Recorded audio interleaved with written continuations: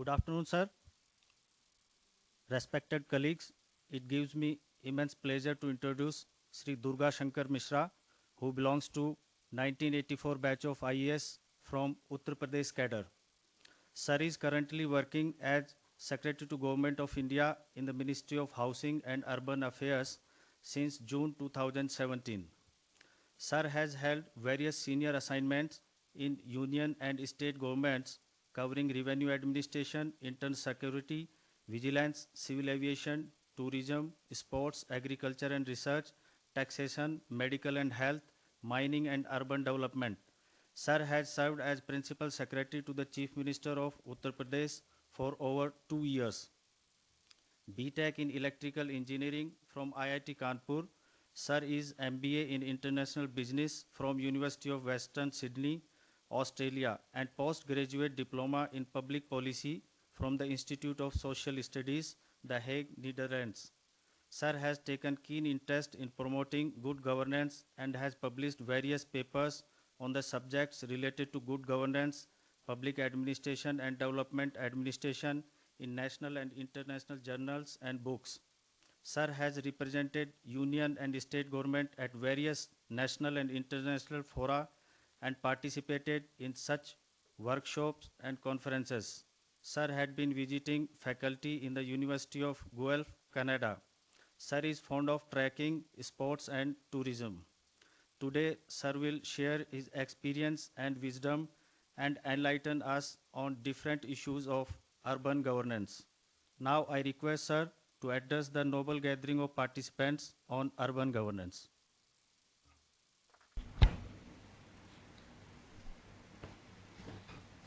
ये सारे लोगों को स्क्रीन पे ले लो एक बार सारे लोग स्क्रीन पे ले लो A very good afternoon to you, Ajad, and all the participants in this Phase 4 Mid-Career Training Program at Mussoorie Academy. Is my voice being heard clearly? Yes. Can somebody raise your hand and just confirm that my voice is clear? Yes, sir. Ajad, is it? Okay, thank you, thank you. Thank you. So, a very good afternoon to all of you. I understand that you have all come from different parts of the country for this mid-career training phase 4 program. In the next 1 hour, which has been scheduled for this lecture, I will try to present before you a perspective on the urban development in the country in say 25 to 30 minutes, and I will take your question thereafter. I am sure some of you, I know few of you who are here, some of you must be currently charged of the urban development or housing programs in your state, or maybe you might have held such kind of assignment in the state earlier in different capacity as a municipal commissioner, or maybe as a vice chairman of the development authority, or maybe as some other assignment which is directly related to the urban development. Some of the presentation which I'll make will make you will be quite familiar with it, but you will also see how the country is moving towards a new urban India. So with this background, I will start for the next 20 to 25 minutes to give you my presentation. I am sure this copy of the presentation was sent to Ajad. He must have circulated to all of you. If not, then I will request him to kindly circulate a copy of my presentation which can be useful to you, maybe after my lecture, when you see it and reflect on it, that what is happening and why it is happening and what is going to happen in time to come. Thank you. So now let me request, can you kindly upload my presentation?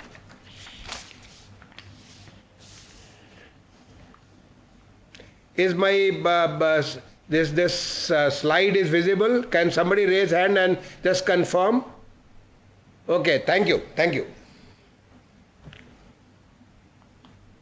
I will start with India's urban population, which is there is a very rapid growth in the urban population in India and across the globe. Then I will come with a comparison of the urbanization with the rest of the world, the different kind of lenses through which one sees urbanization. then you may be aware of the phrase very commonly used, cities as engines of economic growth, what it means and why it is said so, what is that we are going to do, what is its implication on the urbanization in the country, then urbanization, our policy journey, how the country has seen urbanization, and how in the last 6-7 years the country is moving on a very, very transformative path. The whole urban landscape is changing. Then the role of the reforms. In fact, one of the mantras I have learned from the Honorable Prime Minister is reform, perform and transform. You first need to reform. You need to you have to look back, see what you are doing, how you are doing, and how things can be done in a better manner. So that's a reform. And once you reform, then you need to perform. You need to do things in the same line on which you have executed the reform. And once you do this performance, that will lead to the transformation. So it's a reform, perform and transform. That's a mantra learned from the Honorable Prime Minister, and that's you may be aware of it in different kind of responsibility, not necessarily urban development. In many other places, the same thing happening across the Indian landscape. The COVID-19, which was a major challenge, is a pandemic, is a worldwide. How we have addressed through our own reform, through our own action. That's the next heading, and then I will come to the future journey. What is the way forward for India, the path which we have taken. The first is the context of India's rapid urbanization. Well, if you see the figures, these are the census figures. You find that after 2001 to 11, this decade, the census of 2011, this has given, the 2011 census is the total growth in the rural area is the same as the total growth in the urban area. Now the decadal growth thereafter is going to be urban area is going to take over. And ultimately, the total urbanization what is projected. Today, if you take 2011 census, our numbers were around 37-38 crores, and this number in today's context, the various reports which are there, this will be around 46 crores in the country, and the number is going to grow to around 87 to 88 crores by 2051. We are going to be majorly an urban country. And that growth, even though the growth rate, currently urban growth rate is around 2.7% per annum, which is going to grow down to 1.6%, but still, this is going to stabilize, say, after 2046, around 46 to 2050.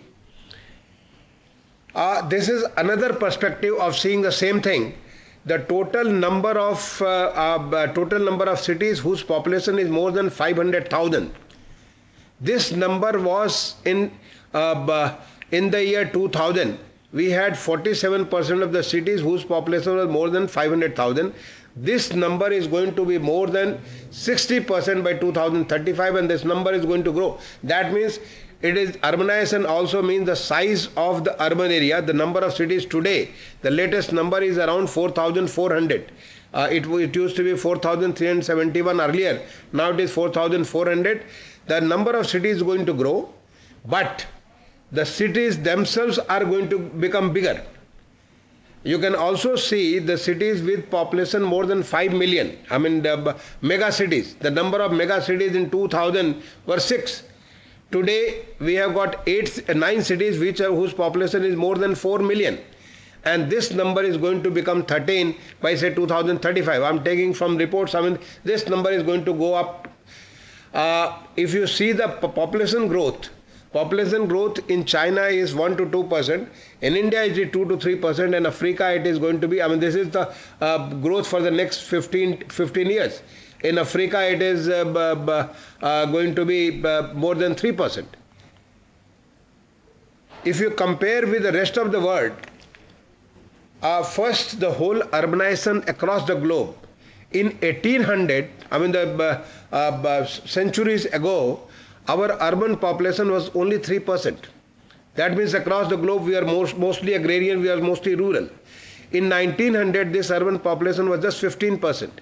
By 2000, the urban population grew to 47%. By 2006, the world became majorly an urban population, and by 2050 it is supposed to grow more than 2/3. I mean, it is going to stabilize thereafter, say around 80 to 85%. The rest of the area is going to be the rural. So that's by 2100, I mean 2100 onwards, the urban population is going to be around 85%. But if you see the Indian context,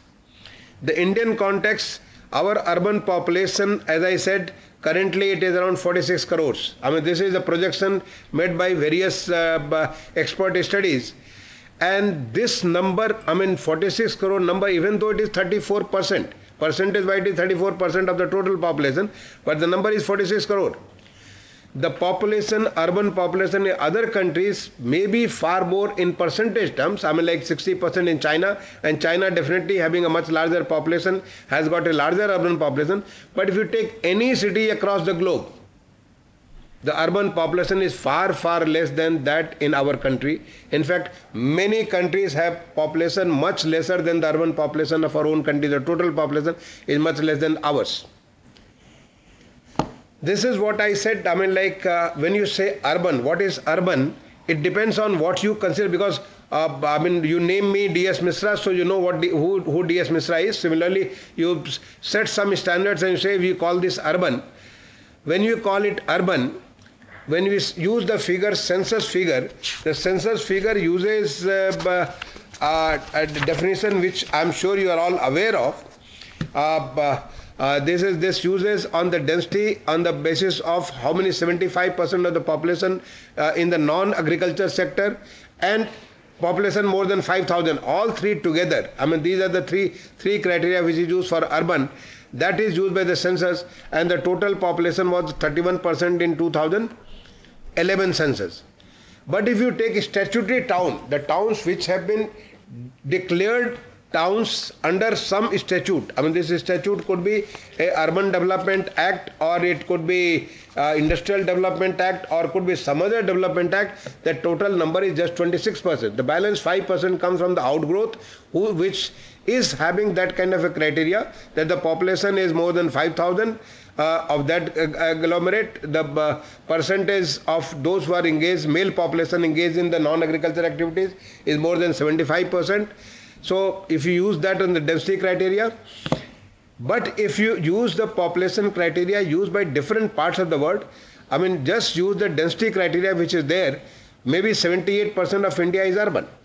If you use the global human settlement layer, I mean, this is a technical study by the World Population Growth. This our population is 77%. If you take the World Bank Agglomeration Index, our urban population is 55%. If you take the population, I mean the urban definition used by France, Mexico and Venezuela, which is basically 2,500 plus population, our urban population is 6,500. It's also a definitional issue. Though we are very conservative, I mean, on that, having the three criteria, our population is around 31%, and this criteria itself, we are going to have more than 50% people living in the urban area by the year 2051. Now, regarding the cities as engines of economic growth, if you see this, as the urbanization increases, as the more and more population is in the urban area, this is the map of different parts of the world. You see where India is. Our GDP per capita is around $2,000, and our urban population is around 34%. If this grows, definitely our GDP per capita is going to grow. There is a direct correlation between urbanization, and why so? It's very simple to understand, because urban area provides you a kind of a synergy where different capacity, different kind of factors of production can work together, and they can have a much better productivity in the urban area than in the rural area. If you see our own country, maybe you can reflect on this. You can see your own state, where it is, where it was in the earlier year in 2001, and where it was in 2011. You will definitely find an answer why your state has improved on the per capita GDP.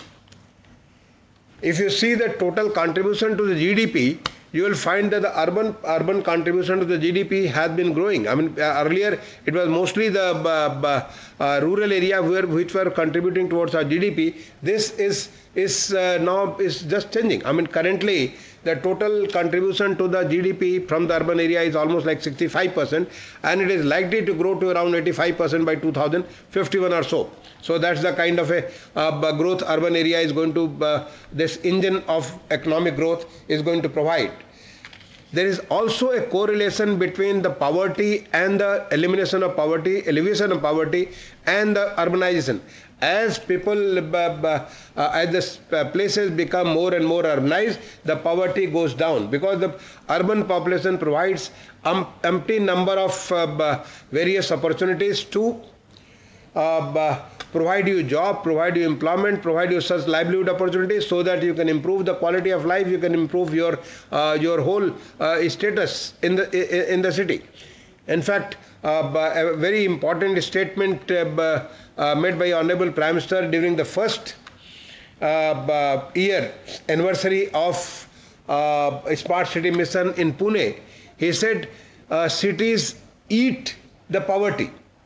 That means the poor man comes from the rural area, moves to the urban area, and that poverty is eaten away by the city, because this provides you so many opportunities. Even as a state vendor, whatever you do, you are going to get much more remuneration, and that remuneration will help you in improving your quality of life.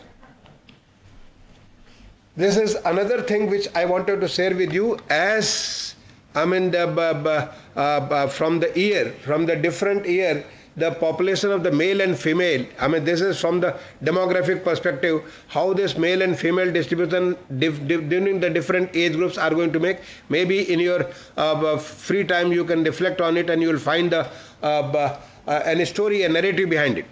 You can also see this demographic dividend. You will find that different countries at different ages, different years, when the demographic dividend, those who are dependent population and those who are the productive population, the productive population is more than the dependent population, and that kind of that is the countries are much younger. Our country's demographic dividend started from 2018 to 2055. The 37 years is the year when India can definitely accelerate much faster, because our people in the younger generation are going to be much more than those who are older. Despite, I mean, different kinds of our total average age is growing up. Average age is now, you see, 69.2 years. I mean, almost like 70 years. This average age used to be at just 37 years when we got independent. I mean, it was around 35 to 36 years when we got independent. Despite this, our the productive people who are in the productive age, this is who can provide factors of production to the economy, this is going to be much more. So this democratic dividend, we must take the best out of it to accelerate the Indian growth story. Now, what it means by, I mean these things I just put as a prelude to my future narrative. That is why urbanization is so much important, and this is something which is going to happen irrespective of what you do or you don't do. I mean, whether we take business as usual, the things will remain as it is. But still urbanization is going to come. People are going to migrate from the rural to urban area. So what it means by urbanization? This means this offers the huge challenges but also big opportunities. You can see the kind of slum, I mean those must be from Maharashtra, must be familiar, or any part of the country must have seen this kind of a thing. As you are familiar about it, you had huge slums, and on the sides you find such kind of high-rise buildings. So both growth and challenges are together. You see an unplanned settlement. You see the photographs on the left corner, the flooding. I mean, these days in any city there is a heavy rains, and even city like Delhi and Mumbai, they are completely inundated. You see the health disaster, the pandemic, various kinds of health issues. You see the filthy, though these things are not very common now. These are old photographs. After the Swachh Bharat mission, things have really changed. You see the kind of a traffic congestion and the air pollution. You are aware about the World Health Organization's report. India finds the top 17 cities out of 20 comes from India. But on the other side, I mean, when you see the opportunities, I mean, you see a very good quality of living. This is not, I mean, this is a photograph, the real photograph taken from the Pradhan Mantri Awas Yojana. You see the kind of educational facilities, people are getting educated. You see the shopping, the ladies so happy about it. You see the economic opportunity, the young guys are working on things. You see the happy streets where the children are going to the school. You also see the good health facilities. I mean, all these things are urbanization. On one side is the challenges, other side is the huge opportunities. Well, what is the policy journey of India on the urban front? Well, we have been a very, very shy very shy on the urbanization. In fact, let me tell you, when I joined service in 1984, we were very happy to get an assignment in the rural area. In fact, when I became Chief Development Officer of Lucknow and I remained there for 3.5 years, I was so happy that I am the Chief Development Officer and I am doing all those things for the rural area. But now, I think every IAS officer who is joining the service, for him, municipal corporation, development authorities or such urban sector assignments are very, very, I mean, everybody would like to serve there. So that's the kind of a mind change. You see our plans, right from the first plan onwards till 80 onwards, till 80 there was absolutely no discussion about the urban thing. Some slight kind of a discussion started from 80 onwards, but real thing started through the JNNURM in 2004. But 2004 to 14, it was mostly ad hoc. The real development story in the urban area has started from 2014 onwards, which I am going to share now. So how this transformation has taken place? This is a statement by the Honorable Prime Minister that organization offers a huge opportunity across the country, and as the famous statement he made in Pune, that it digests the poverty, so it's so essential for the country's development. Well, after 2014, this is the 3-tier strategy have been followed in the urban transformation. One, to improve the livability, that is improving quality of life, providing them various kind of amenities, civic amenities, so that people's life there is a good quality of life one is able to get.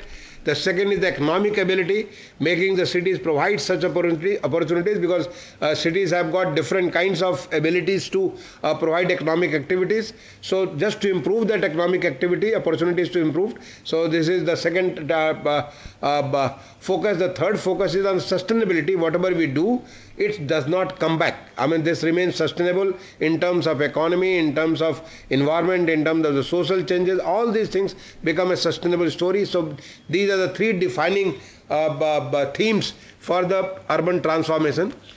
The things which cater to all the cities, you are all aware. The first is Swachh Bharat Mission. I mean, the Swachh Bharat Mission, which was a big challenge, started in 2014. It started with the address of the Honorable Prime Minister on the ramparts of Red Fort on 15th August 2014 and led to launch of Swachh Bharat Mission October 2014. And now we are, I mean, you must have heard Honorable Finance Minister making a budget speech of Swachh Bharat Mission 2.0 to come. We are all working on it. The second mission is on the National Urban Livelihood Mission. That is, those who are moving from the rural to urban area, they need to improve their quality of, they need to improve their skills so that they can get good employment, they can improve their livelihood opportunities, and various other things to take care of the urban poor. I mean, the street vendors and everybody, all kinds of segment of the society, which are the economically weaker section. So it's taken care through the National Urban Livelihood Mission. And the third mission is the Pradhan Mantri Awas Yojana. This is a huge challenge, but a big opportunities. I mean, this is Pradhan Mantri Awas Yojana Urban. That is a guarantee. I mean, this is a kind of a commitment given by Honorable Prime Minister in 2014 that we will provide housing to everybody. And when we mean housing, doesn't mean only 4 walls. It means housing with a drinking water, with gas connection, with electricity, with toilets, so that it provides you enough ecosystem so that the families can achieve their potential. Then the second layer is the 500 cities, which is the Amrut cities, to cater to the basic infrastructure of essentially drinking water in every household, improving the sanitation, also taking care of some urban mobility, that is non-motorized transport, and a green space in all the cities. Giswat Amrut, you must have heard about the Jal Jeevan Mission Urban, which was announced by the Honorable Finance Minister.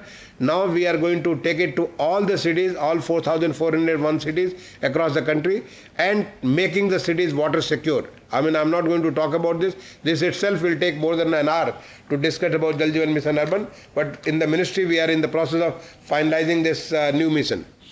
And the third is the smart city. This is 100 smart cities. A smart city is nothing but is creating the lighthouses which will define what India is going to be in future. I mean, how India is going to urbanize.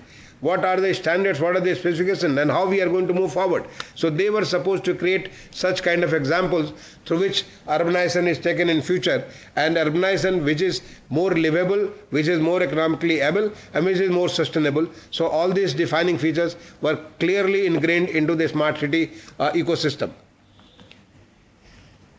Next is, I mean, these transformative missions, the various missions which have been taken in the last 7 years. Let me quickly, I mean, I will invite you to go through our website and see the numbers, see the faces, see how the places have been transformed, what things have been done across the country. The whole country is transforming. Like under the Swachh Bharat mission, apart from creating, I mean, constructing so many toilets in individual households or in the community or in the public toilets, what significant thing has been done is 100% cities other than 3 cities of West Bengal. West Bengal has now committed that by 15th of August, another few days, they will do the 3 cities also. 100% open defecation free, and much more than that, ODF plus, ODF plus plus, all these numbers and what they are, I'm leaving it to you for reading from a portal. I don't want to use my time there, but definitely on the municipal solid waste, today, I mean, starting from 17% in 2014, today 68% of the solid waste is being scientifically treated. And not only that, door-to-door collection is almost like 97-98% of the wards. Segregation at source is almost like 67-68%. It's a huge transformation in the Swachh Bharat, which you must be seeing. I mean, we have a star rating of the city, various kinds of things which you have tried, a kind of making this Jan Andolan. I mean, this Swachh Sarvechan reports are going to come for 2021. Some of you who are secretary or the principal secretary of the state government looking after urban development must be eagerly looking forward to the results of the 2001 Swachh Sarvechan, and that is the largest survey conducted in any part of the world, covering nearly 45 crore of the population.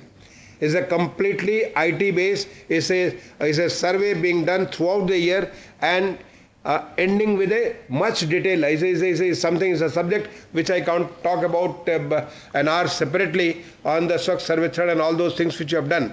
For the first time, almost like 70,000 toilets across the country in the public area are on the Google Map. You can use your app on your mobile and reach to the toilet. You don't have to, if somebody is feeling the natural call, you can just use your mobile and you will reach to the nearest toilet. I mean, such kind of facilitation, use of technology in the Swachh Bharat has not been done. The kind of entrepreneurship which has been developed through the Swachh Bharat mission, it is immense.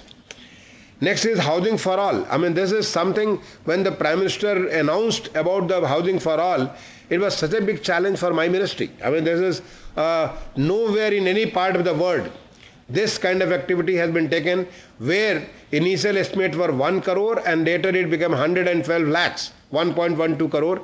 But I am happy to share with you that we have already sanctioned 113 lakhs houses so far. We have already started construction of more than 84 lakhs houses and completed and delivered more than 50 lakhs houses. I mean, you may be aware about your own state. If you have not seen, I invite you to go and see your own Pradhan Mantri Awas Yojana, which have been constructed across the country, and you will find the kind of happiness, because I have traveled far and wide across the country from north to south, east to west, and everywhere the kind of happiness I find on the faces of the families. And when the Prime Minister has met or interacted with them, it's immense. Affordable rental housing complexes is another thing which has been, baby of the pandemic. During the pandemic, when people started moving back to their cities, small cities, or maybe to their villages. This was a new concept which was started, is affordable rental housing complexes to provide housing to the urban poor, to the migrant, close to their working place, close to their education place, close to their place where they want to be at an affordable rate. And this is also with the help of the states are coming up in a big way. The 6 lighthouse projects, comes out of the Global Housing Technology Challenge. I mean, in one of the reviews, Honorable Prime Minister asked me, I mean, I've been the secretary for more than 4 years now. In 2017, he asked me, can we use this opportunity to get the best technology, construction technology from the world? Yes, we created a Global Housing Technology Challenge. This challenge was done, and we got some 54 new technology from different parts of the world. Out of them, 6 technologies through the challenge process have been allotted to the 6 cities, city of Chennai, to Rajkot, to Indore, Lucknow, Ranchi and Agartala, all through the challenge process, and they are coming up. You can go through, itself is a big study. You can see the kind of technology where we do more than 1,000 houses just in 6 to 7 months. And these are houses which are being constructed through the technology which is resource efficient technology, very rapidly construction technology. They are all disaster resilient technologies. You can see this itself is a good study. We have started Technograhi, kind of a enrollment where people can be part of this whole technology journey. And next year we are going to come with the Construction Technology India conference exhibition. The next is our urban livelihood mission. We already have almost like 65 lakhs ladies who are part of our self-help groups, and they are doing wonderful job. I mean, they are doing really wonderful job in different areas. We have got 43 lakhs the Pradhan Mantri Swanidhi. This is for the street vendors. Happy to share with you that this scheme was launched during the pandemic. In the month of June, it was announced by Honorable Finance Minister, and 1st of July, we launched this scheme because we have already done the exercise for the street vendors. And happy to share with you that yesterday, the total number of applications we have sanctioned is 26 lakhs plus. The total loans disbursed is 23 lakhs plus. We have already disbursed more than 2,300 crore to the street vendors. And this has been done just by use of the technology. End to end, it's a completely technology assisted program. Pradhan Mantri Swanidhi, and there are many things which are part of the Swanidhi, where we are trying to addressing various issues related to the street vendors to provide them a complete ecosystem where they become part of the economy. I'm happy to share with you, just yesterday, the Ministry of Small and Medium Enterprises, they have declared street vendors as traders. They are the traders, and once they declare them a trader, that means they are completely integrated with the normal economy through their programs.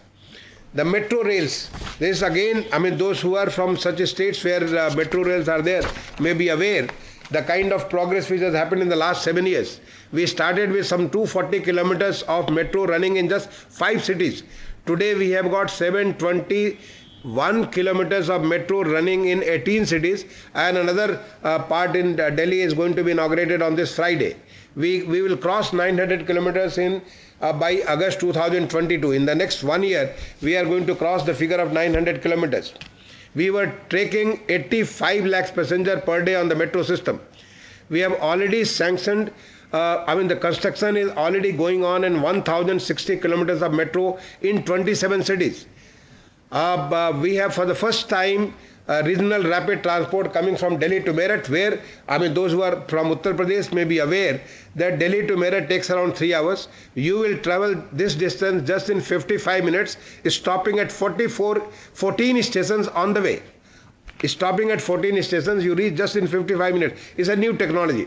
A lot of new technology has come up in metro rails. You must have aware in December 2020, only a few months from now, we had a driverless train. And one line of the Delhi metro. Another line is coming up with a driverless metro. It was scheduled for June, but because of this pandemic, it is delayed to go in September. So we will be the country with the largest network of the driverless metro. We have got many things, part of the Atmanirbhar Bharat, part of which is the India's produce, and the new technology called Metro Light, Metro New, and the Water Metro. These are new additions to the metro ecosystem. We have got the urban green mobility. This is also announcement of the Honorable Finance Minister, which we are working on it. Very soon we are going to come up with the urban green mobility scheme. We are going to help the states to develop such systems through which we provide public transport or non-motorized transport. Amrut Mission is another big transformative mission. I say complete infrastructure. I mean, when you share the numbers, 107 lakhs water tap connections have been made in the last 6-7 years. The number is going to grow more than 150 lakhs by 2023 because the mission was delayed by 2 more years. You understand why this is a big infrastructure project. The number of sewer connections is now, we have done 81 lakhs plus. This number is again going to cross 150 lakhs by 2023 when we conclude the mission, Amrut Mission. And the street lights which have been converted into LED lights is 89 lakhs plus. This is so much of saving, so much of carbon footprints have been reduced through this kind of action. The GIS master plan, all the Amrut cities are getting GIS master plan. We have got the local area plan and the town planning schemes. I mean, these have been modeled through, developed through the CEPT University of Ahmedabad, and we have selected 25 cities across the country just to change the whole concept of urban planning. Ease of doing business in construction, many reforms are part of the Amrut scheme. About the Smart City Mission, where I am going to show a further slide, I will only say it in Smart Cities Mission sets a kind of a benchmark, kinds of a new thinking, a new way of urban development, which are going to be the future urbanization story for India. We have, even during the pandemic, we have launched things like Cycle for Change. Very recently I announced 11 cities to receive the award of 1 crore rupees. We also announced 25 cities to get the hand-holding for their Cycle for Change, and the next version of the Cycle for Change is going to come. Streets for people, making our streets more people friendly, nurturing neighborhoods, making it more friendly for our children and the old people, Eat Smart, and the transport for all.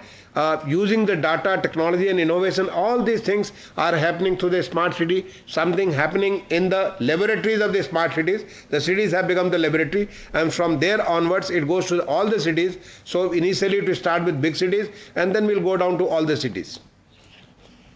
A Smart City Mission, as I mentioned to you, I mean, some of you may be wondering that what is smart cities. Maybe those who are from the urban development, you can share with them. I mean, you can check with them what the smart city are doing. All 100 cities which have been selected for the first time in the Indian development history. I'm not saying urban development history. The cities were selected through the challenge process, and they are doing a lot of things. There is a lot of flexibility, the things which others can learn from. The total projects for the 100 cities were around 205,000 crores, and out of that nearly 89%, 182,000 crore has been already tendered out.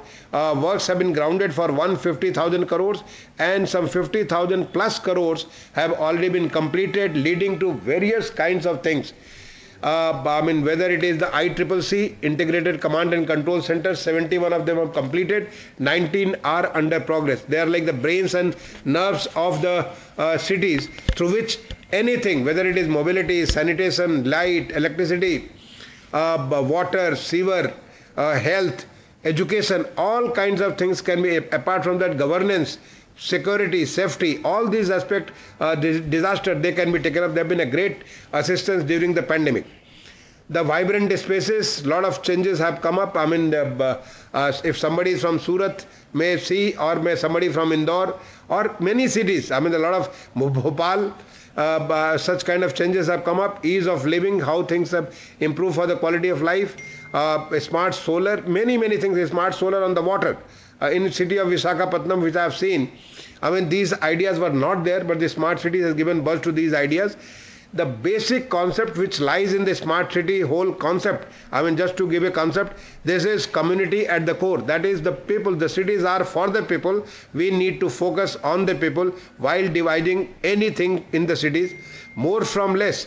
What is that you can do? That is the limited resources you have got. You can get more and more from that. A cooperative and competitive federalism, that is the cities, state and the center can work in a cooperation and at the same time in some kind of a competitive environment where we give the best to our citizens. Is the integration, innovation and sustainability. These are the mantras of the smart city. Technology is only a means, not the goal. Goal is basically serving the people, giving them the best, and convergence is the criteria where we take from everywhere, join them together to make it is what will work best for the cities. Some of the reforms I am going to share, like the GIS based master plan, as I already mentioned to you, local area plan, I have already mentioned it to you, online building permission system. Our rank used to be 186 only 4 years back. And the kind of transformation which has happened today, in the last ranking of the World Bank, our rank was 27, a jump of 159 places. And I am very confident when they announce the rank for the 2021, it is going to be within the top 20. And what is good about it, with the direction of the Honorable Prime Minister, we are not only stopping at Delhi and Mumbai, but this kind of a transformation happening across the country. Some 2,535 cities are totally on online building permission system. 16 states and union territories are 100% of the urban areas are on this kind of a system. The transit-oriented development is, I mean, where you use the transit, I mean, you marry the transit as well as the urban planning together, and you make your development so that you make the best use of the space. I invite those who are interested may see from our website this transferable development rights. This also helps kind of a rationing and kind of a redistribution of the total development rights across the country through some kind of a system where you get the money out of your what you have.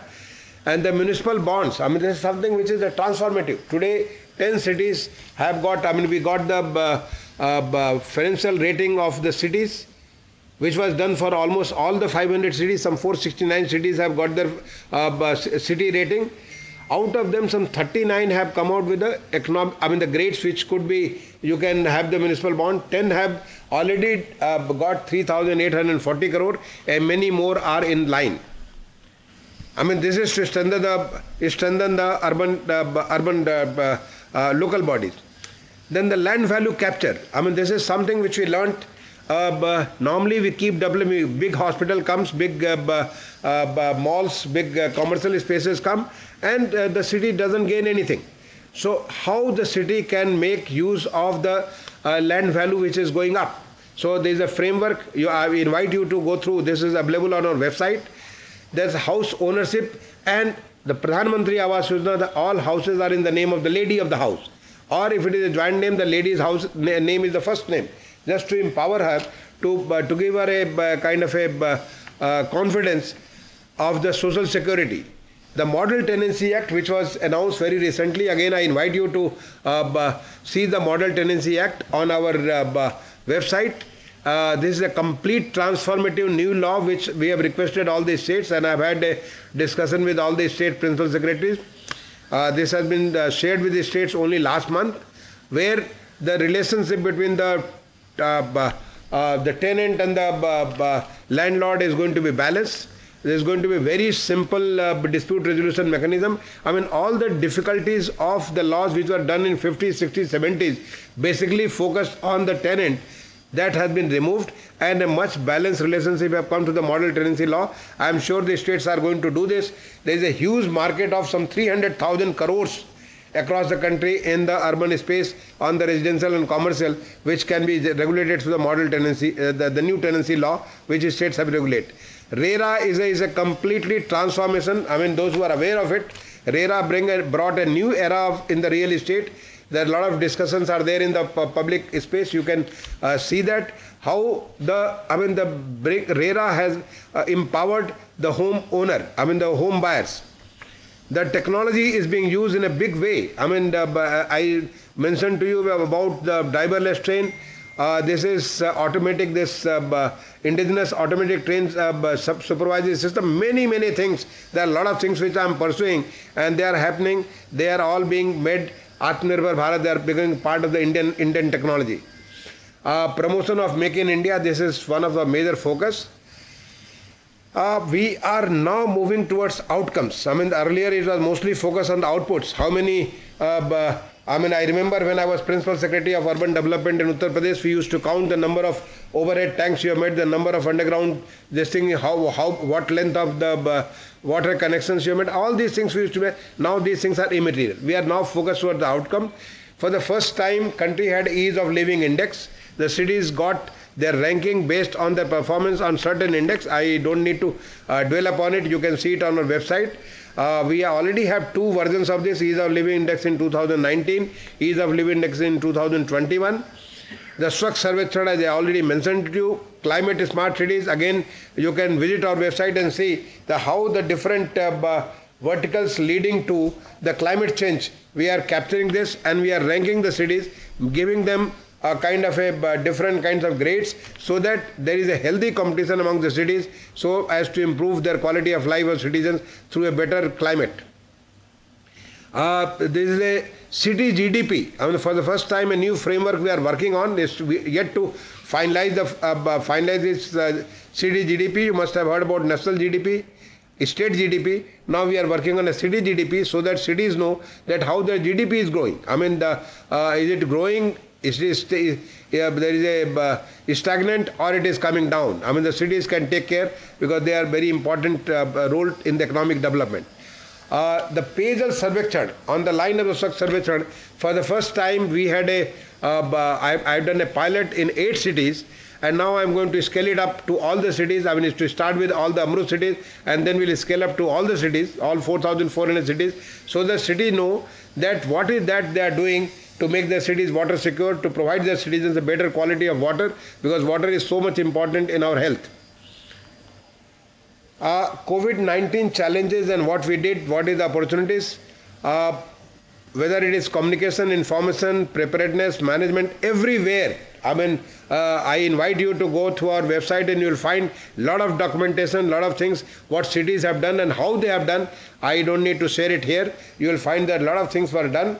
How our 71 integrated command and control centers, they have turned into the COVID war rooms, and they have helped not only the city itself, but they have helped the whole state in managing, whether it is logistics, whether it is information, whether it is communication, whether it is predicting how things are going to shape up in future.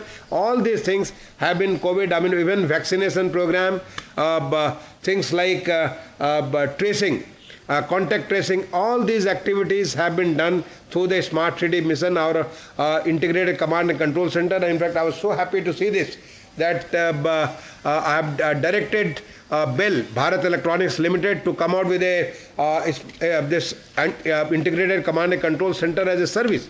They can develop they can hire cloud, they can develop a system through which the cities can endorse, they can hook on to this, and they can utilize this, all the powers of the integrated command and control center, and they have already developed that. I have had 2 rounds of the presentation before me, and there are certain things which are trying to improve. Then we are going to offer it to the states so that they can use this as a service. In fact, integrated command and control center, the power of this, I can just give you one example, that Prayagraj, when I went for this Mahakumbh, the crores of people coming from different parts of the country and different parts of the world, the kind of management it helped, traffic management, people's movement, everything. This integrated command and control center, I could see from one scene to another scene how things have improved, how things were controlled, because I am coming from Uttar Pradesh and I have been associated with the Kumbh arrangement earlier in a couple of Kumbhs in different capacities, one in the Home Department and in the Health Department. And now I can see how this ICCC has made such a big difference to the Kumbh arrangement. This PM Swanidhi, I have already mentioned it to you. It's a completely end-to-end IT base. I invite you, somebody can write a case study on it, how such big achievement have been achieved in such a short period. In fact, only 2 days back, when the Honorable Prime Minister was launching e-rupee, There also he mentioned about almost for 2 minutes, which I have shared through my tweets and coups, the Prime Minister's address on how he connected this e-rupees from our PM Swanidhi scheme.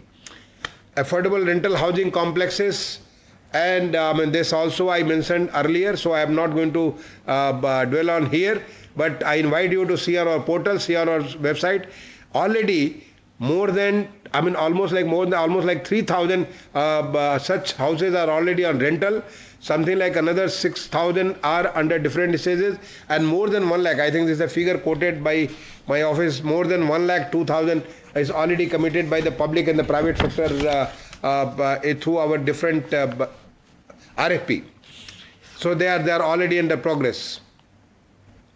Reimagining the cities, as I mentioned to you, India cycle for change, streets for people, transport for all, nurturing neighborhoods, eat smart, all of them are going to be subject in themselves, but there is a lot of learning, lot of enthusiasm.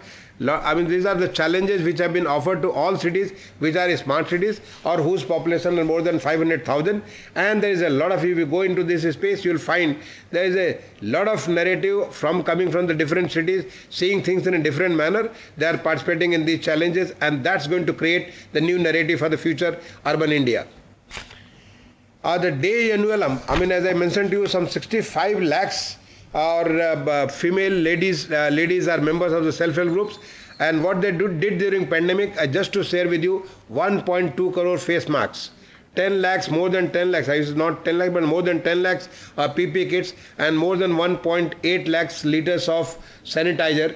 The state government, they engage them to get all this. Once you have a skilled manpower, you can utilize them for anything. The future journey, very recently we have constituted a committee on the line of the engines of economic growth, a committee, an expert committee. The committee is to look into, because this is the word story, the cities are engines of economic growth, but we have to give this engine a proper shape, and it is not the city but the city agglomerate, the whole region. So we have got the national capital region. To start with national capital region, this committee has been given a task that they need to see what are the strength of this area, what are the specific capacities and the capabilities of this area, and how those things can be strengthened so that the cities together can move the factors of production in such a manner that the overall economic ability of the whole area goes up, and based on their experience we can further upscale it to the different parts of the country, different regions of the country. Very recently we have launched a national urban digital mission. The idea is to get complete, already, let me tell you the number of missions you must be, you have seen this. All these missions I am able to do it as a single secretary because it's completely on the IT platform. So completely we are using the satellite information, GIS platform. All these things we are doing so that 100% there is a credibility and there is a fidelity of the information which is coming up. Using IT system, our reach and outreach becomes much more. So seeing our experience in 6-7 years, we have launched this National Urban Digital Mission. Many states, many cities have done very good work. We are going to collate them, we are going to use them and develop such kind of a national system through which all the cities, all 4,400 cities are on the digital platform, and for that we have created various kinds of ecosystem that's going to drive our urbanization. Use of artificial intelligence, use of the machine learning, use of the Internet of Things. This is part of our, this is a major focus of my ministry in a future urban development story. Getting the public-private partnerships. In fact, I invite you to see some of these closely and maybe reflect back what is happening in your state, because I've just sampled few of them. Whether it is a common mobility card, public bikes sharing, affordable housing, multi-level car parking, waste energy plant, various kinds of things. These are the simple samples. In fact, I'm sure once you see this, then you will reflect, you will understand, you will get to know that hundreds of many such things are happening in your own state, and that is what we have been driving in the last 7 years from the urban area. leveraging urbanization for sustained economic growth. This is the, I mean, using our democratic dividend, as I mentioned, enhancing the urban investments.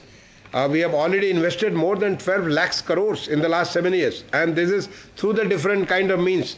I don't have time to give much details, but you invite you. I mean, most of these information are available on our website to strengthen urban our ULBs through the municipal bond, through the various kind of reforms, so that they are future ready. Prioritize regional development, which I mentioned to you. One through the our planning exercise, another through the economic activity, which I mentioned. This making our cities data. I mean, the city data is again very, very important. It's as important as the petrol, as important as gold. I mean, the future, I mean, all the data you got. That is why we have now created India Urban Data Exchange, the making the cities data smart, and many, many activities. These are just samples which I am pointing it out here, so that you can study it at leisure and see what is happening in the urban space in the India.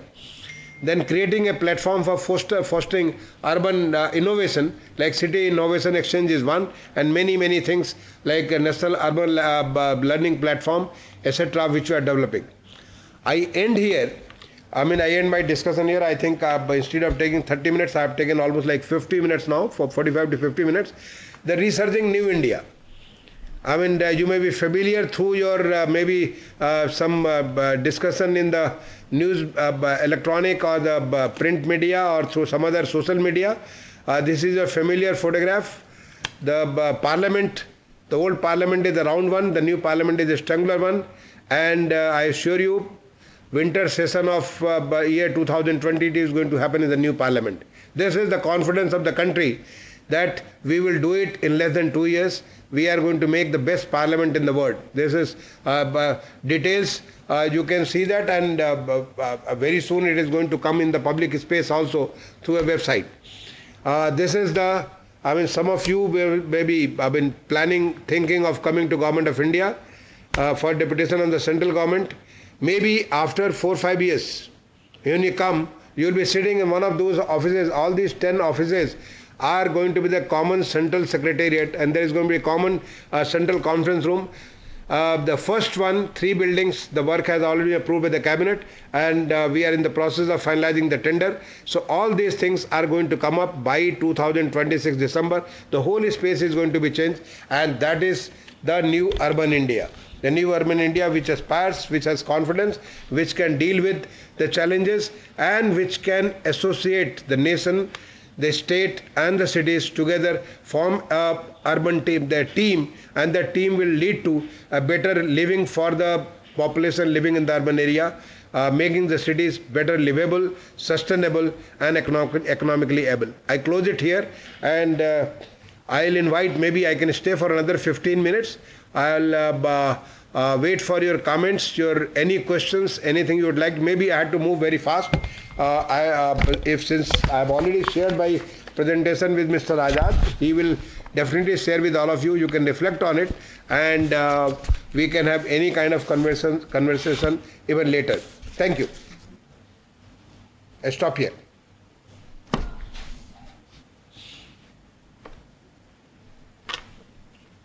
Sir, presentation is already circulated to all participants, sir.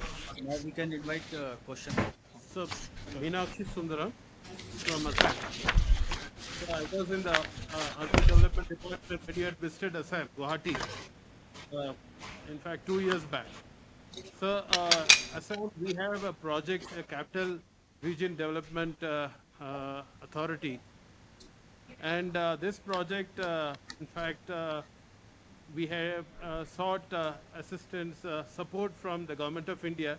In fact, you had guided me to visit the School for Planning and Architecture, and also other central institutes. Also had visited that point of time Amravati to study their project. So here the issue is like, if you have shown mind-blowing projects for urban development with a futuristic angle. So if the capital region, the state capital regions could also be looked into with a focused project, and Assam, for instance, because Guwahati is the metro of Northeast. So, and every state capital would want a capital region development authority. So if you can kindly look into this, please, sir. Oh, definitely. You see, Meenakshi, Capital Region Development Authority, Guwahati Capital Region Development Authority, I have already discussed with your state. This is primarily the state has to, one, aspire, imagine what you are going to do, then look for the resources from where you are going to do and how you are going to do. Once you do that, I think many state capitals, I mean in the past also some state capitals have come up. The recent example is Atal Nagar, which is used to be earlier called as the New Raipur, and many others earlier also. So you can plan that and you can definitely execute that. I have absolutely no doubt. I mean, seeing the kind of country's capabilities which have come up, the kind of new technologies which have come up, the kind of facilitation which are available. Next door to you, Assam, next to Assam is Tripura. Agartala, the new construction technology is coming up. You can use such kind of technology which can be done. I mean, things can happen much, much faster. So it's just a question of looking, planning, and then getting that executed. We have, I mean, when I say that's land value capture framework, land value capture finance framework, so this framework, the 9 different instruments we have brought, a kind of a bouquet of different possibilities through which the state can raise funds. I invite you to go through that and see what will work best in Assam. Thank you. Sir, Vijay Bidhuri, sir, this side. Sir, thanks for giving urban planning perspective in such a short span of time, sir. Sir, my question to you is, since you are sitting at the apex level of the 3-tier of the government, and urban government is generally given to the local body as per the constitutional scheme of things. In your opinion, sir, what is the main impediment in implementation of the scheme at the ground level? Was it the political interference? Because we generally see at the local level, even if the same party is in the power, still they have conflict with the state leadership, and then center is there. So was it the political leadership, or what transformational structural change you suggest in implementation of the scheme, or maybe in this current 3-tier system? Well, I couldn't get your name. Can you repeat your name and your cadre? Sir, Vijay Bidhuri, sir. I am UT cadre, Agmu cadre. Okay, Vijay, it's a very nice question. Let's not blame who is responsible for not happening. I mean, not a very good quality of urbanization. Let's realize that in the last 7 years, I find that all over the country, there is a change. Whether, I mean, the different kind of mission I told you, there is a huge change which you can realize. I do not know where you are posted right now in UT, but if you go to, find out what is the kind of changes which have been brought in your union territory. Yes, there are certain difficulties. The difficulty number 1 is the capacity of the urban local bodies to deal with such kind of program. We have to build the capacity. We have been continuously working on with the cities to develop their capacity. One, through, creating, there is a capacity, there is a program assisted by the World Bank in our ministry. Capacity building for urban development. Yeah, capacity building for urban development, CBUD program assisted by the World Bank, where we have created such kind of a cadre structure. What is that? And that is based on, not from outside the country.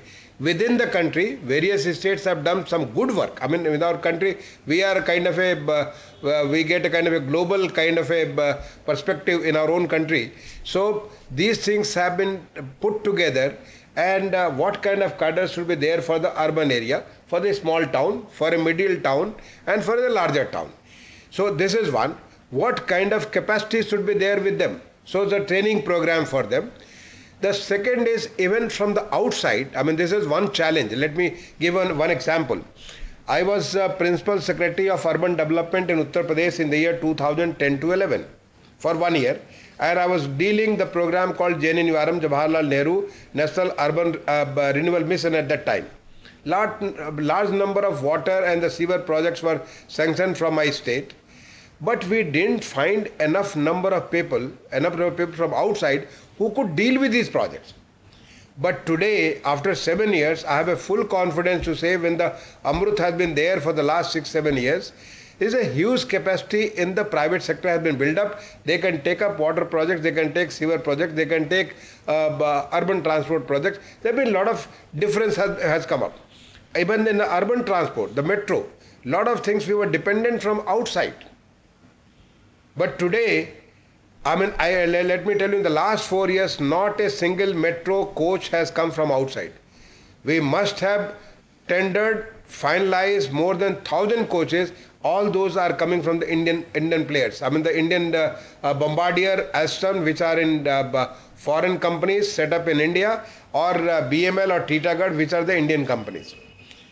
So there has been so much of change in the last 7 years, and this kind of change is needed.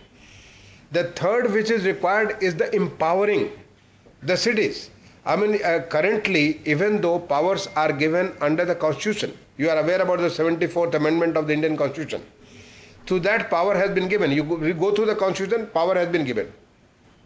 But the same has not been translated by the states through their legislation. Part of the power has been given, all the full power has not given.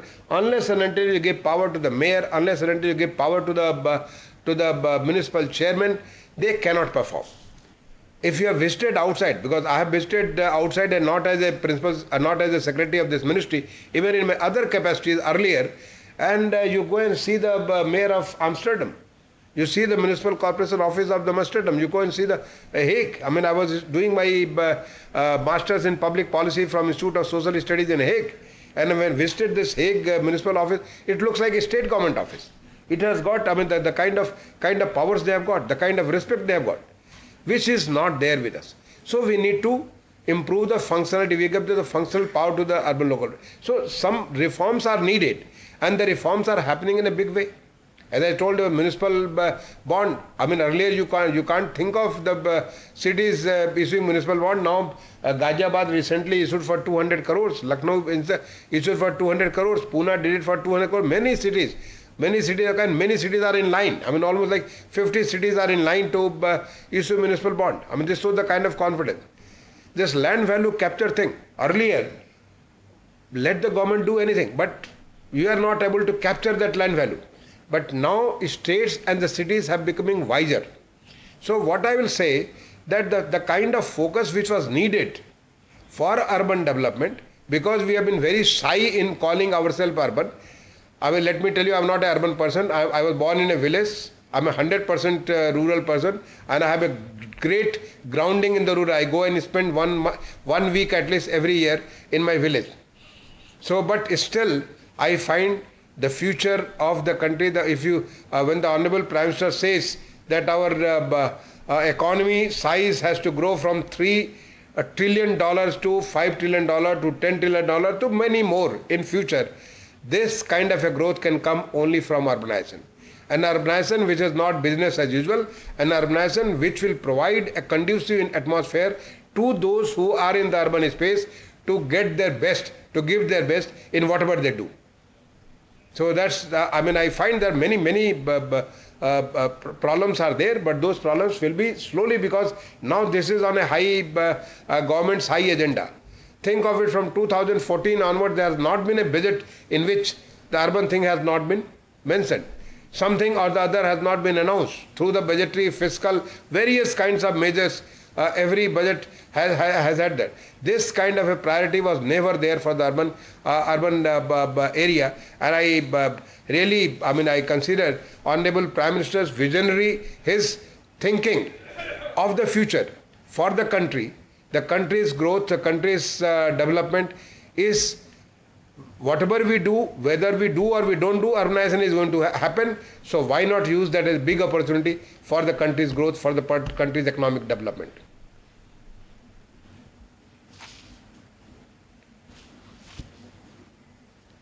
Thank you, sir. Yes. It was an interesting session with learnings on India's rapid urbanization, its comparison with the rest of the world, importance of cities in economic growth, implication of urbanization, transformation of our landscape with mission strategies, different challenges, especially in COVID time, and use of technology and public-private partnership in urban management. Sir, on behalf of all the participants of Phase 4 Mid-Career Training Program and Academy, I express my gratitude and sincere thanks to you for sparing your valuable time, energy, and efforts and interacting with the officers. Thank you, sir. Thanks a lot.